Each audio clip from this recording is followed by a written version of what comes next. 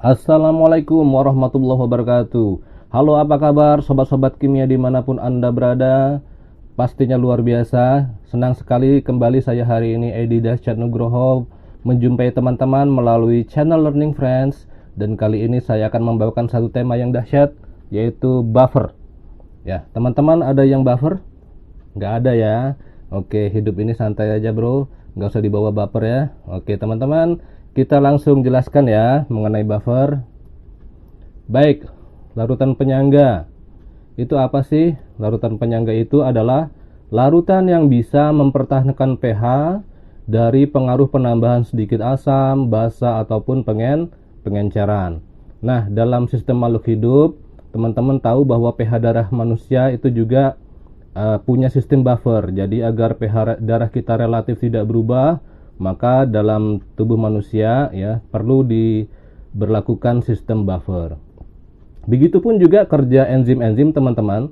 Ternyata enzim-enzim itu bisa bekerja dengan baik kalau berada pada pH-pH tertentu. Begitu juga dengan industri farmasi atau obat-obatan.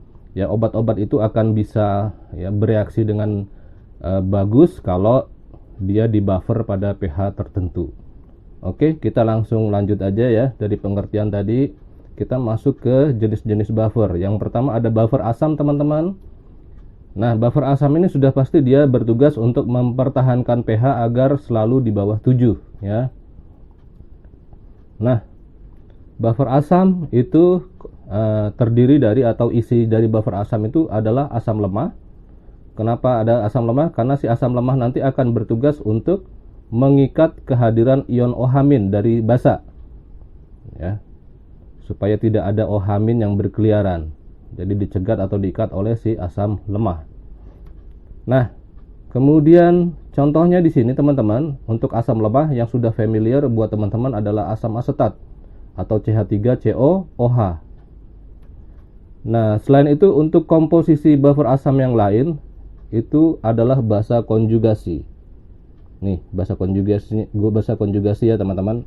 Nah, nanti basa konjugasi ini akan bertugas mengikat kehadiran ion H+ dari asam ya, sehingga tidak ada ion H+ bebas dalam larutan. Nah, basa konjugasi dari si asam lemah CH3COH, teman-teman tinggal ambil 1H+, sehingga basa konjugasinya adalah CH3COO-. Nah, CH3COO- ini teman-teman berasal dari garam-garam. Jadi basa konjugasi itu berasal dari garam-garam. Nah, garam-garam apakah yang mengandung CH3COO-? Nih saya kasih contoh 2 jenis garam saja ya. Nah, ini sebenarnya banyak, tapi saya kasih contoh misalkan CH3CONA, nah, mengandung CH3COO kan. Nah, ini juga CH3COO 2 kali Ca. Yang penting garam itu harus mengandung si basa konjugasi. Oke. Nah, untuk rumus pH buffer asam sendiri teman-teman itu seperti ini ya. Di sekolah juga sudah dijelaskan mungkin. Nih, H+ sama dengan Ka kali mol asam per mol garam kali valensi. Mol garam kali valensi ini untuk kasus buffer asam tidak lain adalah si jumlah basa konjugasi ya guys. Jadi teman-teman bisa kembali untuk merumuskannya menjadi seperti ini. Jadi mol garam kali valensi itu sudah diganti menjadi mol basa konjugasi. Oke, understand ya? Next. Nah, ini mekanismenya teman-teman. Jadi misalkan nih ada OH- nih, karena tadi ditambah sedikit basa ya. Lalu tugas untuk mencegat OH- siapa? Si asam lemah. Dalam hal ini saya kasih contoh misalkan HCOH nih. Ini HCOH. Nah, HCOH ini nanti akan melepas ion H+-nya untuk mencegat kehadiran OH-. Ya. Nah, nanti tersisalah si HCO- atau si basa konjugasinya.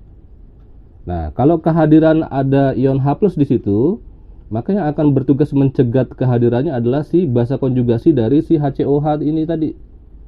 Ini kan HCOH tadi. Nah, basa konjugasinya adalah HCOO-. Dia mencegat kehadiran ion H+. Nanti dia diikat ya, H+-nya diikat menjadi HCOOH. Oke. Begitu terus teman-teman ya. Untuk itu mekanisme buffer asamnya. Nah, untuk buffer basa tugasnya sudah pasti mempertahankan pH lebih dari 7. Komposisinya apa atau kandungannya apa? Yaitu basa lemah sama basa lemah di sini tugasnya untuk apa? Mengikat kehadiran ion H+ dari asam, ya. Contohnya apa? Misalkan amonia atau NH3. Asam konjugasi dari NH3 apa? Teman-teman tinggal tambahkan 1H+. Nah, ini tugasnya untuk mengikat ion OH- ya, teman-teman. Jadi yang bertugas mengikat OH- itu si asam konjugasi dari basa lemah. Apa itu asam konjugasinya? Tadi udah saya bilang, tambahkan 1H+ ke sini sehingga adalah NH4+. Nah, si asam konjugasi ini sama halnya seperti basa konjugasi tadi, itu sumbernya adalah garam-garam. Ini saya kasih contoh 2 saja, misalkan garamnya NH4Cl atau bisa juga NH4 2 kali SO4, ya. Nah, rumus pH buffer basa teman-teman seperti ini. OH- sama dengan Kb kali mol basa per mol garam dikali valensi, ya. Valensi di sini adalah jumlah si asam konjugasi, ya. Sehingga rumus ini bisa disusun ulang menjadi, ya, mol garam kali valensinya dirubah menjadi mol asam konjugasi. Oke, next. Nah, ini mekanismenya guys. Jadi misalkan ini ada OH- nih. Siapa yang bertugas mencegahnya? Yang bertugas mencegahnya adalah si NH4+. Ini saya tulis NH3 sama H+ itu bacanya NH4+, ya. Nah, nanti ion H+ dari si NH4+ tadi mengikat si OH-. Masih tersisa si NH3-nya, ya. Kalau ditambah sedikit asam atau ion H+, nanti ion H+ ini akan dicegat atau diikat oleh si basa lemahnya, dalam hal ini si NH3. Ketika sudah terikat dia menjadi apa? Menjadi NH4+. Ya, begitu dia bolak-balik, ya. Next. Nah, cara membuat larutan penyangga atau buffer itu ada dua cara. Yang pertama dengan mencampurkan langsung antara si asam lemah dengan garamnya. Nah, misalkan di sini teman-teman nyampurin CH3COH atau asam asetat dengan garamnya, natrium asetat CH3CONA. Ini berarti teman-teman sudah membuat buffer asam, ya. Kemudian kalau berikutnya adalah basa lemah sama garamnya. Jadi kalau teman-teman misalkan mencampurkan amonium hidroksida NH4OH dengan amonium klorida garamnya, ya, maka di sini teman-teman sudah membuat larutan buffer basa. Nah, kemudian cara yang kedua teman-teman yaitu dengan mereaksikan terlebih dahulu between asam lemah dengan basa kuat or basa lemah dengan asam kuat. Nah, di sini akan terbentuk buffer jikalau yang kuatnya habis bereaksi. Jadi yang kuat-kuat ini ketika habis bereaksi maka terbentuklah sistem buffer. Ingat-ingat ya guys. Nah, ini biar lebih mudeng, lebih ngerti lagi, saya kasih contoh. Misalkan sebanyak 50 ml CH3COH 0,1 m dicampur dengan 50 ml CH3CONA 0,1 m. Ka-nya 10⁻⁵. Berapakah pH campurannya? Gampang banget, ya. Nih, pH buffer asam sama dengan H+, H+ sama dengan Ka kali mol asam per mol garam kali val. Nih, tinggal masukin aja. Ka-nya 10⁻⁵. Ini 5 dari mana nih? Dari hasil kali volume dengan molaritas. 50 kali 0,15, ya. Nah, garam juga CH3CONA 50 kali 0,1, 5 juga kan? Oke, ini nanti habis 10⁻⁵ diminlogkan atau jadikan pH. Jadi pH-nya 5, pinter, ya. Nah, next ini, ya. Sebanyak 50 ml NH4OH 0,4 molar dikolaborasikan dengan 50 ml HCl 0,2 molar. Kb-nya 10⁻⁻⁶. Berapakah pH campurannya? Nah, ini kalau sering ngikutin Learning Friends pasti jadi pinter nih nanti, ya. Nih, Anda tinggal kalikan aja volume kali molar untuk memperoleh molnya, ya. Ini 20 milimol karena ini mililiter. bertemu dengan 50 kali 0,1. 50 kali 0,2. 10 ya, 10 milimol. Siapa yang habis? Sudah pasti si HCl atau si kuatnya habis kan? Nah, 10 tuh. Ini juga 10 ya, basa lemahnya 10 yang bereaksi. Kenapa? Karena koefisiennya sama tuh, 1:1. Mol garamnya juga sama 10 karena koefisiennya sama. Kita download ke bawah, ini 10, ini habis, ini sisa 10. Lalu teman-teman langsung masukin lagi. Nah, ini ke rumus pH buffer basa, Kb kali mol basa per mol garam kali val. Nah, OH- sama dengan 10 pangkat min 6 ya, ini 10, mol basa lemahnya 10, mol garamnya 10 ya. Jadi pOH-nya 6, nanti pH-nya 8 karena pH tambah pOH harus 14. Pintar ya. Mantap. Oke, berikutnya bagaimana sih Kak rumus buffer saat ditambah sedikit asam, basa ataupun pengenceran? Oke, saya jelaskan dulu untuk buffer asam ya. Untuk buffer asam, ketika bagaimana dia ditambah sedikit asam, bagaimana ketika ditambah sedikit basa, bagaimana ketika diencerkan. Untuk ditambah sedikit asam, ya rumus pH buffer asamnya menjadi seperti ini teman-teman. H+ sama dengan Ka kali mol asam, kalau ditambah sedikit asam atau ditambah sedikit ion H+, berarti mol asam plus mol H+. Jadi mol asamnya bertambah sebanyak mol H+. Mol asam plus mol H+ per mol garam kali val min mol H+. Jadi kalau atas ditambah, bawah dikurang. Berkebalikan ya. Nah, untuk mencari mol H+, itu bisa pakai rumus molar asam kali volume asam kali A. A ini adalah jumlah ion H+. Jadi misalkan H2SO4 berarti jumlah H-nya 2 ya. Atau teman-teman juga bisa pakai gram per mR kali A. Tergantung data di soal apa ya. Bisa molar kali volume, bisa gram per mR. Oke, next. Nah, akibatnya apa? Kalau buffer asam ditambah sedikit asam, maka pH buffer akan sedikit turun. Tapi turunnya nggak banyak-banyak ya teman-teman ya. Turunnya dikit aja. Oke, next. Nah, bagaimana kalau buffer asam tadi ditambah sedikit basa? Maka rumusnya menjadi H+ sama dengan Ka kali mol asam min mol OH-. Ya, ingat. Kalau buffer asam ditambah sedikit asam, mol asamnya berkurang sebanyak mol OH-. Mol garam kali valensinya bertambah sebanyak mol OH-.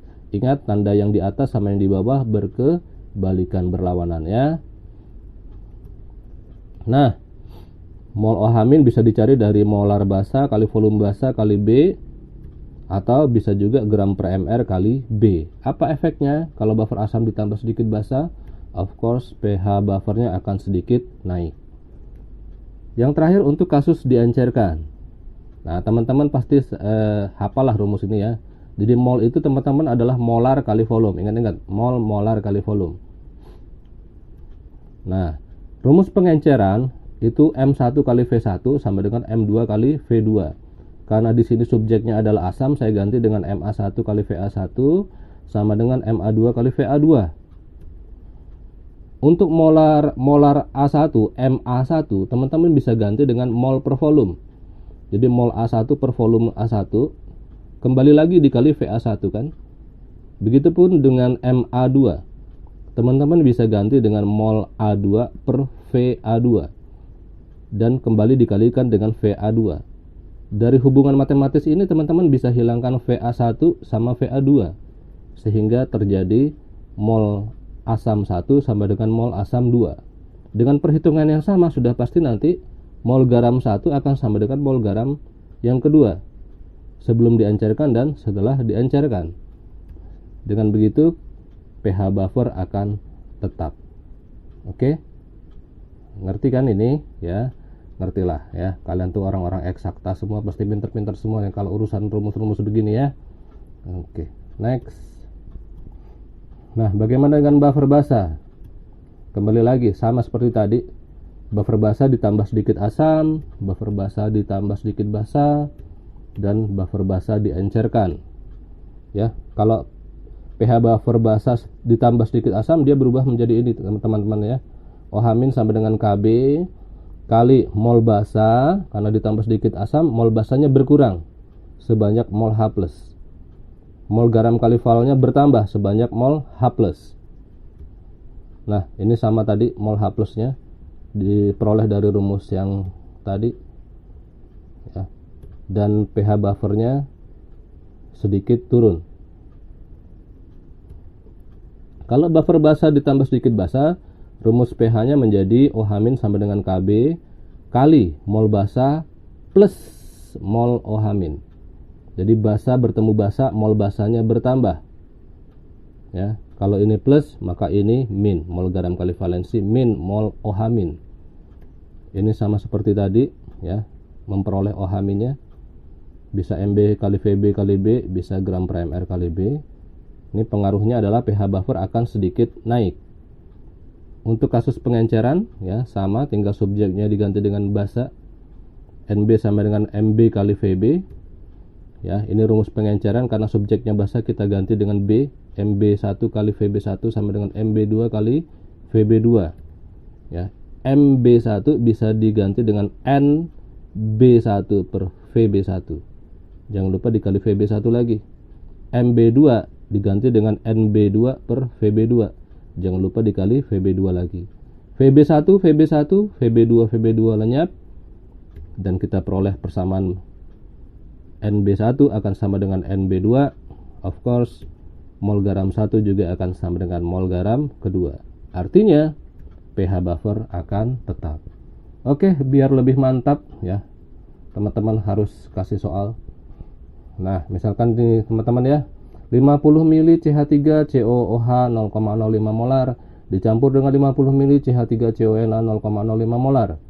Ka-nya 6 kali 10 pangkat min 5. Tentukan yang A berapa pH buffernya, yang B pH setelah penambahan 1 mili asam sulfat 0,25 m, dan yang C pH setelah penambahan 20 mg NaOH, MR-nya 40.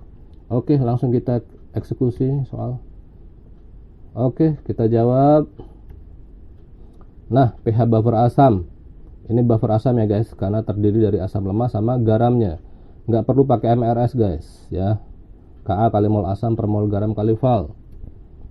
Tinggal masukin aja 6 kali 10 pangkat min 5. Ini 2,5 dari mana?